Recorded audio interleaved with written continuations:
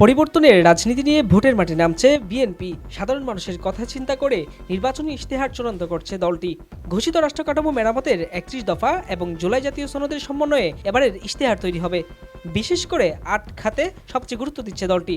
সেগুলো হলো family card, কৃষক কার্ড, স্বাস্থ্য, শিক্ষা, ক্রীড়া, পরিবেশ, কর্মসংস্থান ও ধর্মীয় নেতাদের জন্য উন্নয়ন সেবা।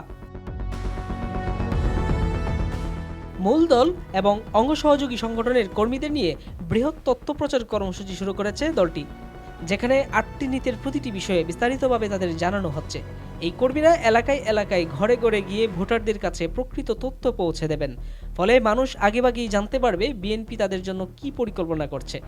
এতে ভুল তথ্যের সুযোগ কমবে, ভোটাররা নিজেদের ভবিষ্যৎ ভেবে সিদ্ধান্ত নিতে পারবেন। বিএনপির সংশ্লিষ্ট নেতাদের সঙ্গে কথা বলে এসব তথ্য জানা গেছে।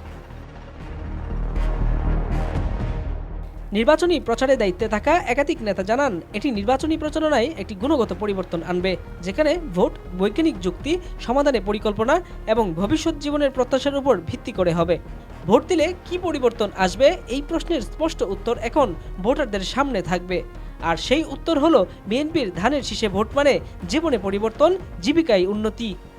বিএনপির মিডিয়া সেলের আহ্বায়ক অধ্যাপক মওদুদ হোসেন আলমগীর পাবেল বলেন, বাংলাদেশের মানুষকে আর আগের মতো ভাগ্যের উপর ছেড়ে দেওয়া যাবে না।